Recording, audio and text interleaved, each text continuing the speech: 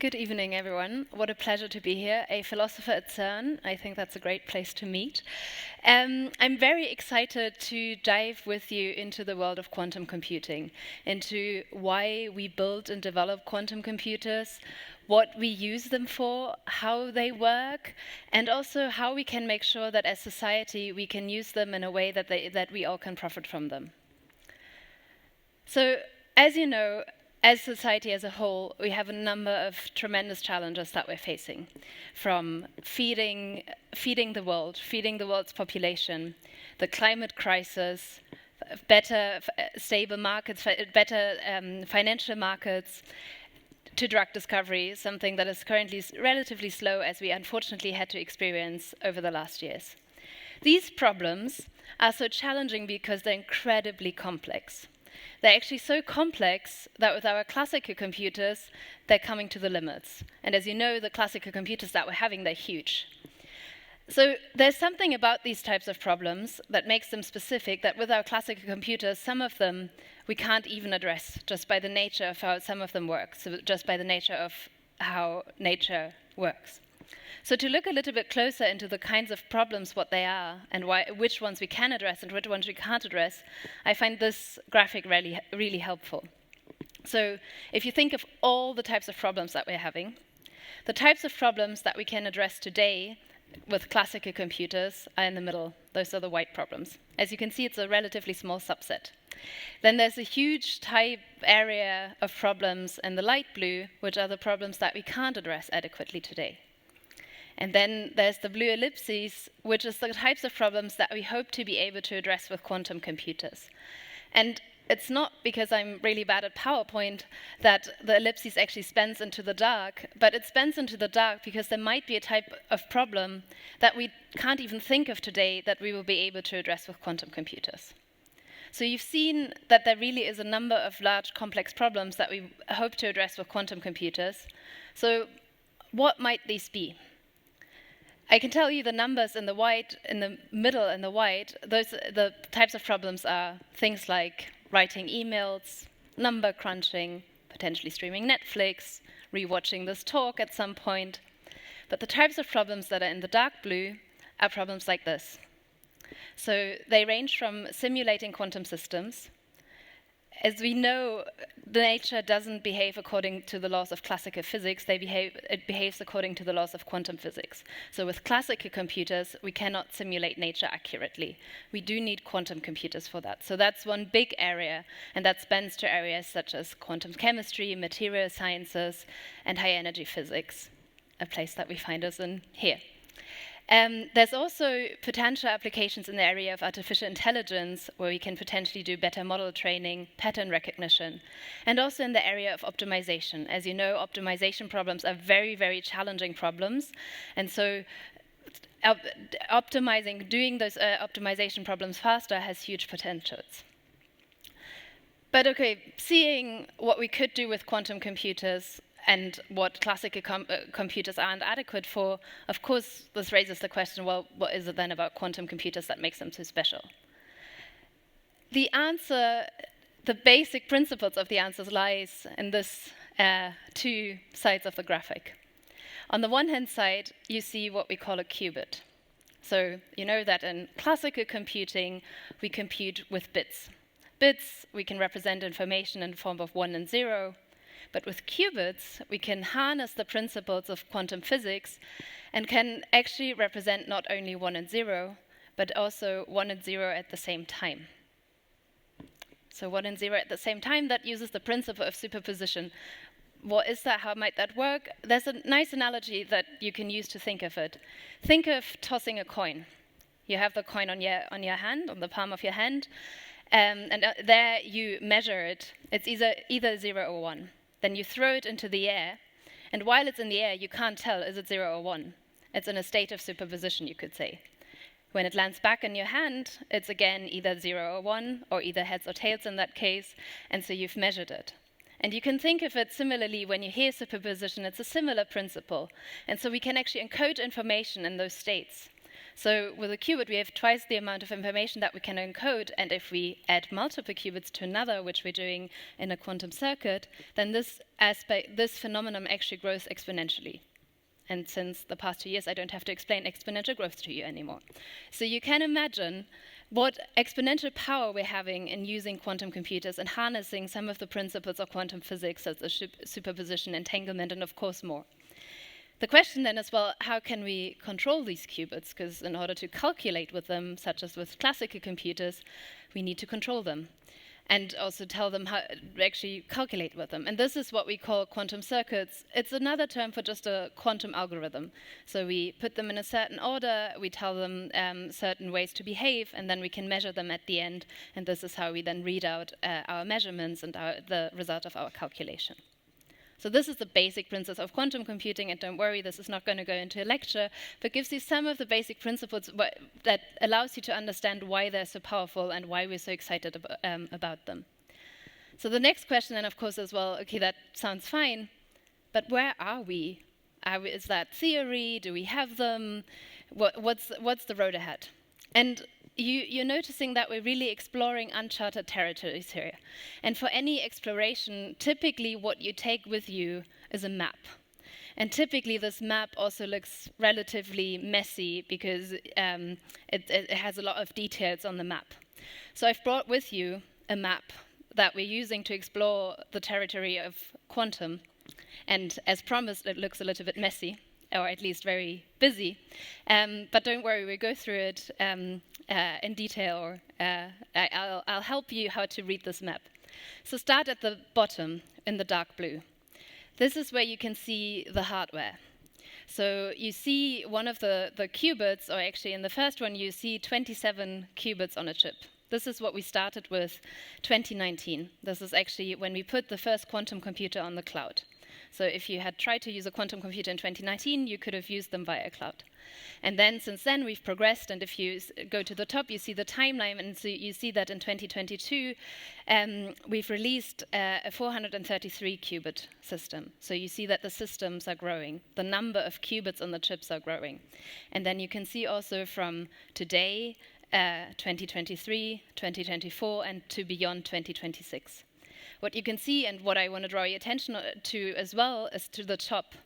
You can see that starting this year, we're really entering the era of utility quantum computing. So we're entering the era where we can use quantum computing for useful scientific discoveries. We're entering the era, we're at the beginning, that's very important to mention.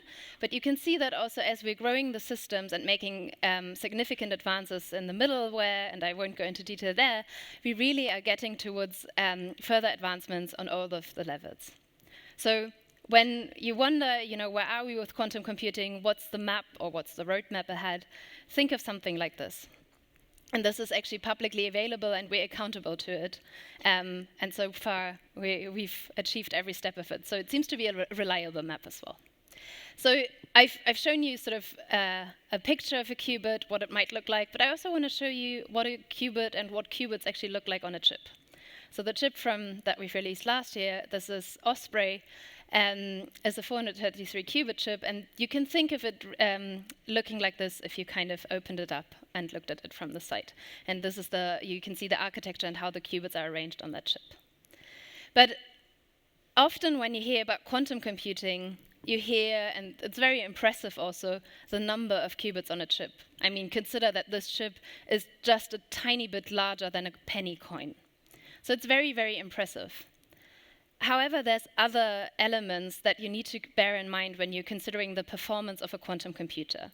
And this is something I would really ask you to take away with you, because often we get stuck in conversations about quantum computers and the number of qubits. But really what matters is, on the one hand, the scale, the number of quantum qubits, but how these qubits behave. As we're cooling down our quantum computers to minus 270 degrees, so to colder than outer space, we're already doing quite a lot for them to behave, to control them.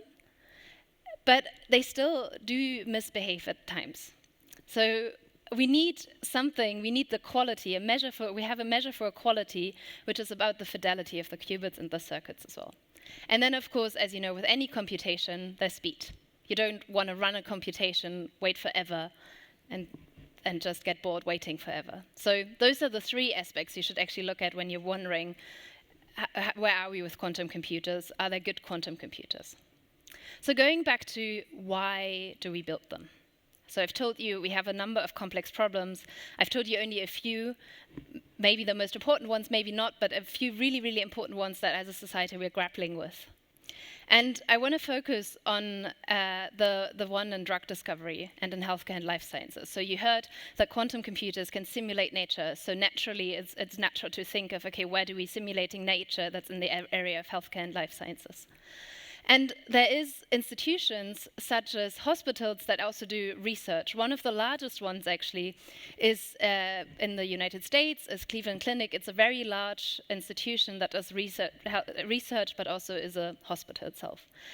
The Cleveland Clinic is known to be an institution that does leading healthcare and life sciences research, and also to do education. And they decided that if they want to be ahead and be able to continue driving the research in the area of healthcare and life sciences, they also need to be ahead with technologies. So actually, Cleveland Clinic has decided to buy a quantum computer. And this is not science fiction. They've not only decided to buy a quantum computer, they've also actually already installed the quantum computer. So if you walk to the cafeteria of the Cleveland Clinic, you can see this. So there's a working quantum computer with 127 qubits, and they'll get the larger chip as well, that they use for their research, and they also use for educational purposes. So the types of problems they're looking into are very similar to the types of problems that I've discussed before. They're simulating nature, so for drug discovery, for diagnostics, for precision medicine, processing large complex data, and of course also search and optimization. And you have this also in healthcare process optimization or population health management. So this is in the area of healthcare and life sciences, and it's very much happening right now over in the United States. Another area that challenges us is the climate crisis. And as we know, we're trying to move away from traditional cars to electric vehicles. But we also know that one of the challenges is that with electric vehicles, the grids actually, that they're peaking because we're charging them overnight, and so we have peaks in the usage of the energy, and that's not ideal.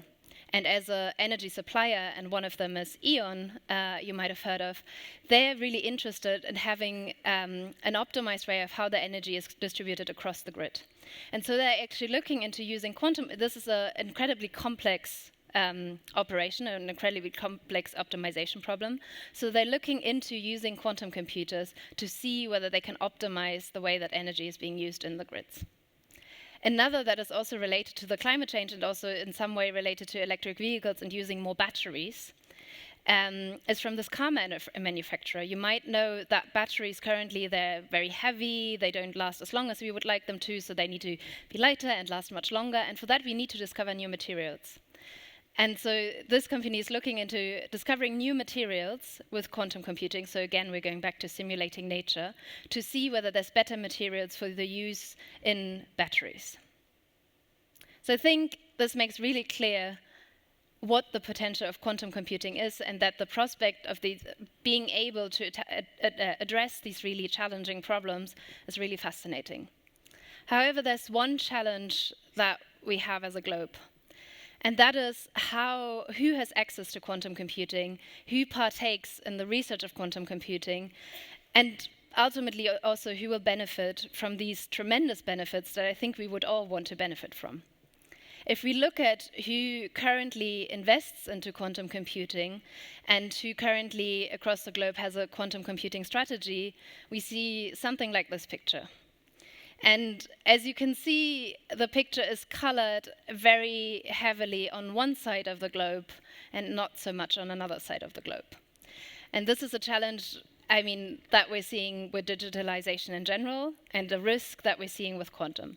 The good thing is that with quantum, we're early on. So with quantum, we're so early on that we actually can do things differently. And this is why we're doing research into responsible quantum computing. So responsible computing, understood as computing that is considering the implications of the technology, that is aware of the power of its effects, that is looking into mitigating the potential harms of quantum computing proactively in an inclusive manner, looking into accessibility and accountability. And so overall, to be guided by principles of responsible technology development.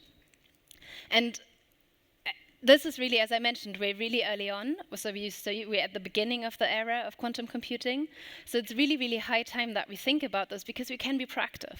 With other technologies, we're running behind. We had to see what had to go wrong first, and then we come up with solutions. With quantum computing, we have the opportunity to really learn from that and to not make mistakes again. So we can be really proactive. And also everyone in the community, we're all working on this because we want quantum to be used for good. None of us is working on this, and there's a lot of hard work, as you can imagine, being put into this. None of us do this so that they're misused. So as a community, we're really interested in also having quantum computers used in a very responsible way. And we also finally have as a moral philosopher, we have the moral obligation also to do so, to consider the implications, to consider what is happening outside of the lab.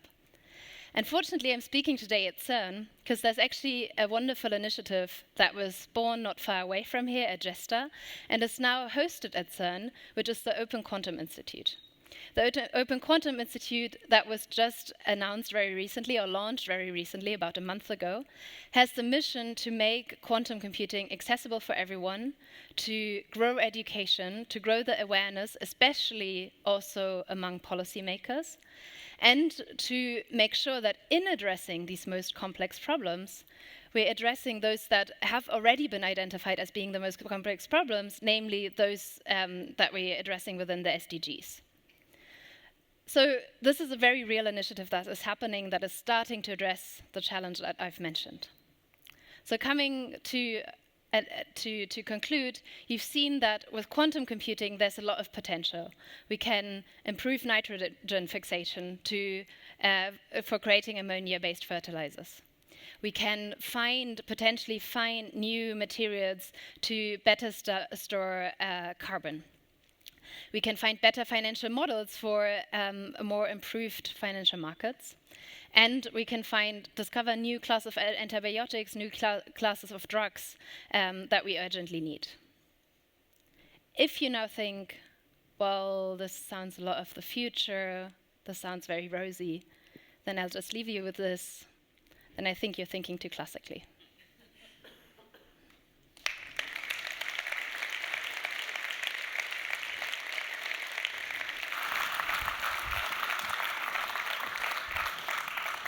Thank you, Mira. You showed us this chart that is now somewhere between 500 and 1,000 qubits for a computer, right? That's the current state of the art. When we think of a really powerful quantum computer, we're talking about millions of qubits. So what are the bottlenecks that we need to break through before getting there? Yeah, so I've alluded to one of them, which is the way that the qubits behave. So although we already cool them down, we call that them being noisy, which effectively we mean that they don't quite behave the way we want them to. And so not only do we have to build larger systems, but we also need to build larger systems that are more reliable. So that's why I mentioned the fidelity.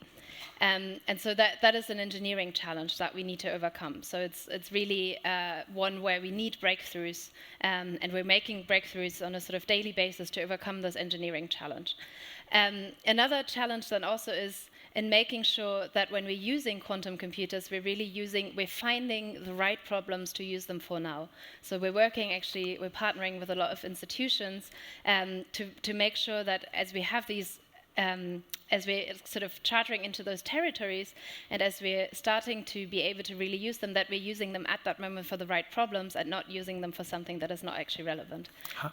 How flexible is a quantum computer? I mean, what I understand is it's not updatable, for example. If I buy one now and I put it in my cafeteria, it looks cool, no doubt it looks cool, I will impress my friends, but I cannot just download another piece of software in 6 months and update it.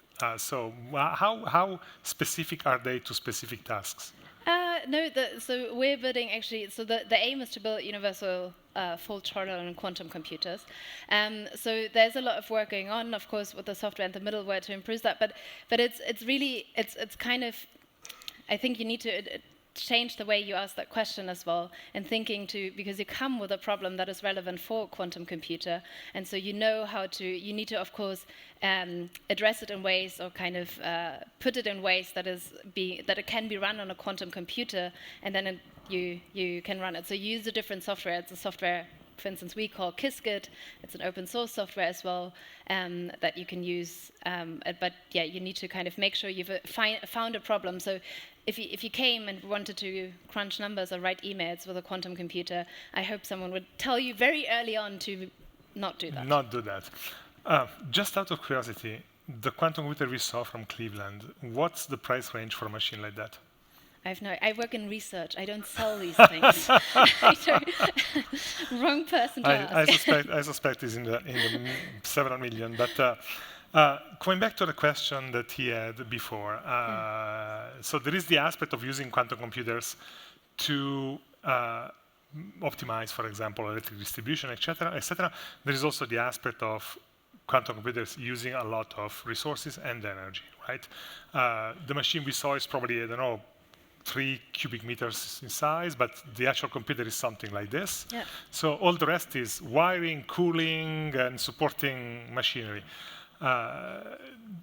We've heard a lot in the last year and a half since ChatGPT and other AI systems came into the public space, that the energy use of data centers and AI is growing exponentially. What is the game here in terms of energy use? So there's sort of two parts. The reason that we're looking into using quantum computers for optimization problems or for simulation is so that we can actually run these types of problems that we're currently running on sort of inefficient classical hardware, that we can run them more efficiently. That's one part. And the second part is also, we're looking for quantum advantage. So we're looking for when a quantum computer has an advantage in solving a problem over a classical computer. But there's also an initiative that is looking into quantum energy advantage. So the idea here is to create a benchmark where not only we're looking that a problem is being solved faster, but also that it's being solved in a more energy efficient way.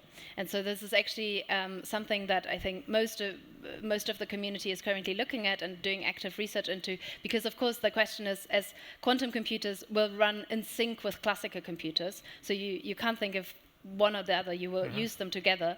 So the question is, if you want to measure that and benchmark that, where do you start? Do you kind of dissolve the quantum calculation from the classical calculation? Do you take it from start to the end? And so it's currently a very active research to look into how do we measure that, how we actually say how much energy is being used. And so this is an initiative that's actually not far from here, from Grenoble, from the CNRS, that's called the Quantum Energy Initiative, that is looking into establishing exactly that and how to measure that. Okay, it was the same question, and you have a question. Please stand up. Hi. Yeah, it's okay. Really happy that you gave the example of financial markets potentially using quantum technology.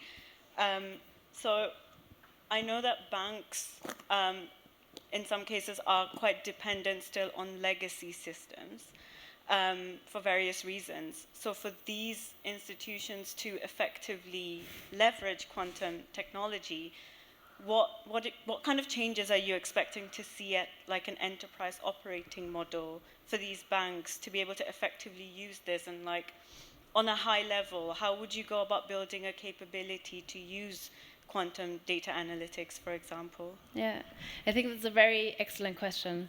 So I'll try to be quick in we could talk hours about this question. But basically, so the important sort of underlying assumption is that with quantum, it's going to be integrated into the IT infrastructure. So ideally, as an end user who's not responsible for running who's not sort of at the quantum computer and making sure the integration is happening, you're not really noticing. You don't have to necessarily know, is this being run on classical or is this being run on quantum? However, at this point in time, when you're trying to integrate, you're trying to also find out what are the most relevant problems. It is really, and this is something we're seeing happening, it's on upskilling. So I mentioned that there's a certain software, which is Qiskit, and it's on learning this. And so the how is to starting right now on upskilling to understand how to transfer your problem into a problem that can be run on a quantum computer, and to really start with small problems that you can use the machines for now. I mean, every bank could log onto the cloud and use them right now, and to then, when we have the larger systems, to really be able to harness the potential. And so, yeah, I think that this is something it's really across also awareness building, so that the entirety of financial institutions also understand what the relevance is and can use it the moment the systems are at the utility scale. From the mainframe to the quantum computer in a single leap. Okay, Mira, thank you very much. Right now. Thank you. Thanks.